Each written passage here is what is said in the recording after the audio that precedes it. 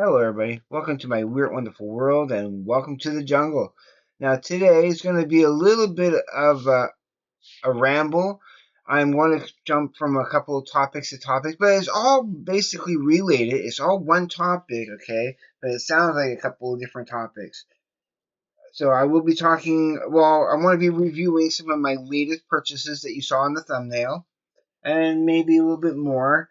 Um, I want to just talk about music in general, why I love it, and different things. But mostly, and this is basically the main thrust of this video, is I want to talk about what Larry Grace has been talking about lately about music snobs, people not really understanding that you can have an opinion about music and so on and so forth. He did a video today where he was reviewing the top 50 rock albums ever, and his opinions, of course, were different than mine. And I just kind of want to address those a little opinions now. I will be leaving a link down in the comments, pinned down to the comments below, so you can go and check out that video in particular of Larry's, where he kind of, you know, yeah, well, I'll get to that when I get to that. All right, so some of my newest purchases that I had gotten recently, of course, was the stuff from Spin It that was secondhand, like the Division Bell of Pink Floyd, the Yardbirds' greatest hits, and Nazareth's greatest hits, which are all superb. Yes, okay, yes, I know this is not Dark Side of the Moon. This is not the gates of Piper at the Gates of Dawn. This is not the other. This is not the Wall. This is different. And when you take it as it is in the time of 1994 when it came out, what they were trying to do. There's nothing wrong with this album. It's still a really strong album. Yeah, it may rank a little bit lower than the other Pink Floyd's albums, but I still really like it. I'll give this a strong 8.5, absolutely, just because these like the wall, I would give that a 9. I can feel a little bit bloated. I really like I really like 10 out of 10 for Pipers at the Gates of Dawn because I love that album. I'm actually very I'm actually looking forward to listening to Umagama and Metal, for example. Like I've been hearing that those are really up my alley and albums that I think they think I would really like. So I'm looking forward to getting into that. But all in all, I think this is superb. I do like it. There's nothing wrong with that. And speaking of another album, what can you say? Of course, all the songs were great, but I still love The Heart Full of Soul was awesome. I'm a Man is awesome. Shapeless Things is great. Putty in Your Hands is awesome. I love that one. It's all good. It's all good. And this, of course, I do have to actually get some albums of this. There's nothing wrong with every single song on this album. I do think he has a really cool voice, and it's rocking. It's rocking. And we're going to get to the subject of what rocks and what doesn't rock in a few moments. But what rocks, okay? Absolutely. This is great. Yes, I know it's not Paranoid. It's not the debut album. It is definitely not Master of Reality. It's definitely not Sabotage. It is its own thing. And when you take music for what it is and not what you know, if you keep if you don't associate it with the other albums, if you don't do that comparison thing, and you try to really take it for what it is, you can appreciate what it is for what it is. I hope I'm making sense with that. Now, I think this is a really strong album. Is it better than some of the other albums? Not really. I mean, I think I like this a little bit more, maybe a touch more than Never Say Die. Although the song Never Say Die is my favorite song from that album, than it would be from this. But overall, this would probably be just a little bit of a better album than Never Say Die. The two weaker of the Ozzy albums, as they say. Wait until I get 13. I really need to get 13 and give that a judge, of course. The only one I still have not played yet from my new stuff is this yet. Of course, the Dio, the Last in Line. But I'm very familiar with it. I haven't heard it in years, and I'm still looking forward to playing it. But I've been playing the other stuff, and there's other stuff I needed to play. So yeah, so I still need to get to this. But when I do, I will give you a quick review of it. Also, very quickly, want to give my another quick review of the Gordy Greep, the new sound. I played it again to try to get that in my, try to get in my head how I truly feel about it. Because, like I said, there's parts of this, there's a lot of this I really do love, and I love a lot of the arrangements, like the music. The music is like it draws you in, and just not even all the songs, but just like three or four of the songs, the way he sings it is kind of all like kind of I don't know, it's all disjointed and doesn't it's not on it's really like off pattern and it's so sloppy. It feels sloppy and raw and just kind of almost like he like ad libbing and making it up as he goes along. But he's not. I really don't think he is. But it just, but I appreciate it, and it is. I still like it the same as I did the last time I listened to it. I'm just hoping that this actually gets a little bit better as I play it. But like I say, I'm still kind of I mean, I lean a little bit more towards the liking it than not liking it aspect of it, but it's just like some of those songs I just can't get over the way he sings it. I don't know, it just kind of seems a little silly. But no, but I will like it more and more as I'm not regretting it. I'm not saying I'm regretting this at all. I actually really love because I love that cover. I love that cover. That cover is just like yeah, it's captivating, and it really intrigued me when I saw it on Scott Lade's shelf behind him on the prog corner. So when he was talking about all those other prog bands late last 2024, yeah, it intrigued me. Okay, let's get into that music snobs kind of stuff, right? Now, he was talking okay with the 50 rock albums, the 50 best rock albums ever review thing that Larry was reviewing today. Yes, of course I will like for sure. If that wasn't mentioned, it should have been, of course. And I can't quite remember everything, but I remember most of what was mentioned. But this is definitely up there in like as in it should be on people's list for sure. I 100% agree with the Led Zeppelin here. That should be on that list. Absolutely, 100%. That's what me and Larry, we do agree on that for sure. We also agree that that has to be there. Absolutely, 100%.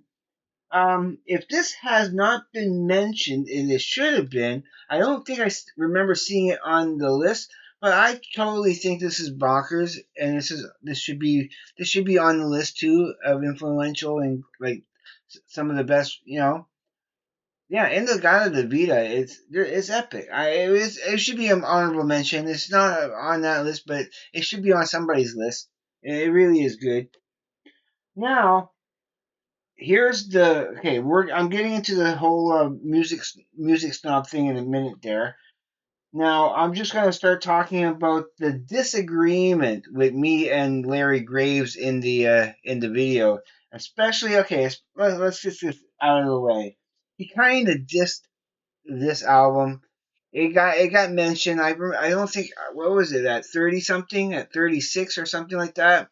I forget the number of it, but like Tools Lateralis that it wouldn't be on the list of the best rock albums of all time ever.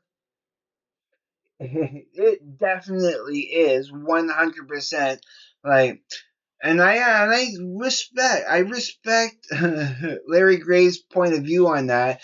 I understand why he wouldn't think so. Being a Beatles guy and and all that kind of stuff.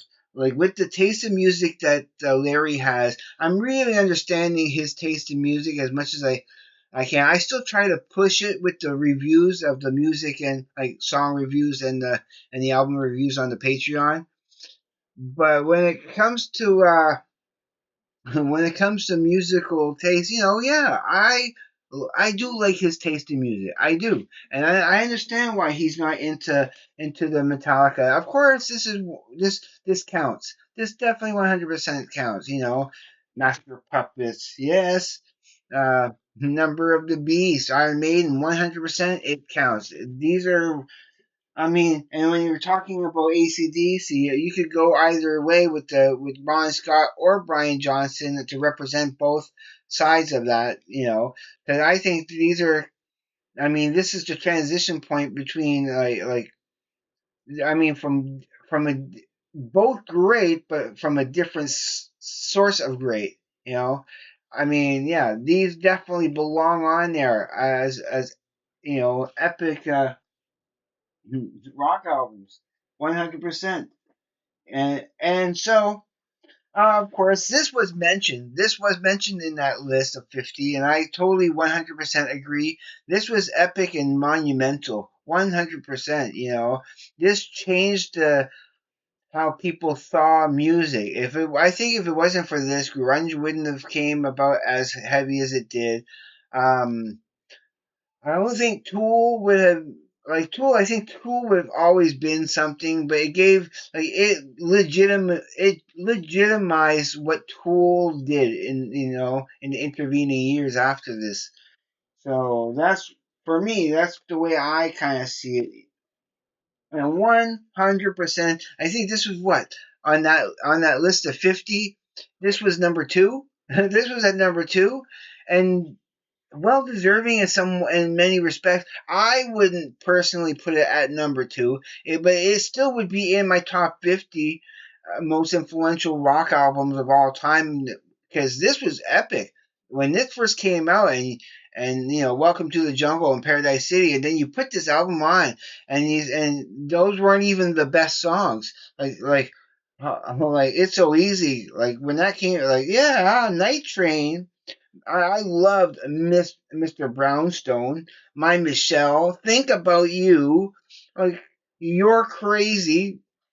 Yeah, come on. By the time you get to Anything Goes and Rocket Queen, yeah, say okay. I can understand if you don't like Axl Rose's voice. Okay, some of the older generations. Yeah, I don't expect boomers, to really appreciate what. That power and the range in Axl Rose's voice at the time. Yeah, it was grating and in your face and and kind of whiny sounding in some ways. And I know my dad hated Axl Rose's voice, of course. He couldn't stand it. But it was yeah, I loved it. So and then of course I had to get the album because of it. So it definitely deserves to be on the list for sure. And I even my first favorite band, that got mentioned, Kiss Alive, as being one of the best rock albums of all time, and it really is. For me, it started when it was just this when my uncle Frankie brought that over. I should get a better case for that because it needs to be you know it should be presented much nicer than it is here because it is monumental, But this is the album that made it like because I had already been in the know. It was like oh now the rest of the world caught up, basically caught up to where I am. So it's like now you understand what I've been what I've been listening to for the last couple of years. Loving a band that finally the rest of the world just finally caught up on. And I was a young little kid because what year did this come out? 1975. No, no, can't be that. That can't be right. Where's my magnifying glass? not close by, so it doesn't matter as much. That's so tiny there. But it says 1975. But yeah, but this was monumental. So it definitely does belong on there for sure. Absolutely. Now, okay, let's come back to what where is that? What what Larry said about this, not being on the okay, I'm not going to be a music snob and say that it has to be like no, you guys are. I'll tell you a story, okay? And this is the best example of how I can relate to how I see a music snob. I had a roommate up in Montreal, okay, named Patrick, he's the one that really turned me on to Rush, okay? And now Rush is my favorite Canadian band, hands down, okay? But the way he went about it, no. For him, no other band was better than Rush. And to him, it wasn't a subjective. No, it was 100% in his mind. It was 100% an objective fact. Like that, just nobody else knows except for him. That he's the only one that's privy to this fact that no, they are the best band regardless, no matter what. No other band will beat them, and it's like no, no. If another band's favorite band is the Beatles, okay, for example, or Sparks, and I love Sparks, they're my third favorite band right now, okay. I totally understand that being their favorite because it represents them. For me, Tool represents me more than any other band ever. I would have to honestly say Sparks represents me quite well. I mean, it's same sensibility of weirdness, the same sensibility of the jokes and the double entendres, is very like-minded with the way I think. That's why I love Sparks so much. But when it came to trying to convince him that no, music is 100% subjective. You cannot objectify music. But him, no, it was an objective truth that Rush, and I have all the Rush CDs and more, you know, but you couldn't convince him otherwise.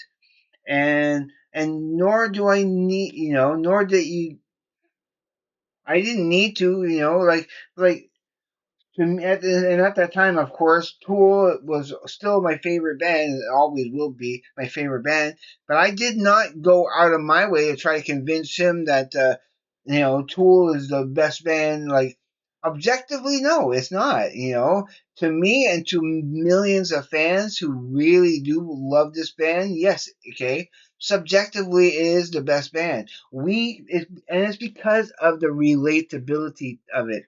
It's because I can relate to it so strongly and you know, so I cannot take offense to anybody who doesn't like it because I understand 100%. It's not meant for everybody. That's what makes it special. That's what makes it, more precious to you is because you can relate to it, you can understand it, the people, and I understand 100% people who can relate to Sparks and making it their favorite band. I have 100% can relate to anybody whose favorite band is the Beatles because I can completely understand how and why people would relate to their music. You know, it, it just goes to show that when it comes to other people's taste, it's 100% subjective. I've said this before on my channel, and I will always say it. Love what you love. Don't matter what other people think of it. If you get a kick, if you get good feelings, and it makes you a better person to go on and put a George Jones album on, no matter how torturous it might be to me to listen to it, go ahead and do it in spite of me. Do it in spite of me. fly that George Jones flag as high as you can if you want. You're never going to offend me. And if you think George Jones is the greatest country singer in the whole entire universe, and you love everything George Jones, then own that, and wear that with pride. Who cares what I think of it? That's all I have to say about that. That no, I'm never going to be offended by anybody who this is Tool. You don't have to think that this belongs on a top 50 rock, best rock albums ever list. I do, but then again, that's me. All right, I think I babbled enough about that. It's just when it comes to the passion of music, you know, there's so much out there. Music should be there to change you, to move you, to make you. If you want it to make you sad, it can. If you want it to make you happy, it can. I think music should always be used constructively as a positive enforcement in people's lives. Regardless of other. If people just want to listen to the jankiest, weirdest music, that other people are going to be shaking their heads at, I think better for you. I think that music of all languages, all types of instrumentation. Don't ever let yourself be limited by anybody's opinion about what they think about music. All right, I think I said enough. This is kind of long enough, but I wanted to give you a pretty big, decent episode today. And I do have another episode ready for tomorrow already in mind, so I will have something else for you tomorrow for sure. And so, okay, everybody, you know how much I love you out there. If you haven't subscribed to my channel yet, please do, because I love you forever. Greatly appreciate it. Please don't be afraid of that like button, and leave comments. I will do whatever I can to to comment back for sure, 100%. And all right, everybody, be please be safe. Take care. I will see you on the flip side. And please, everybody, have a great day, evening, morning, night, or afternoon, wherever you may be. Peace, everybody.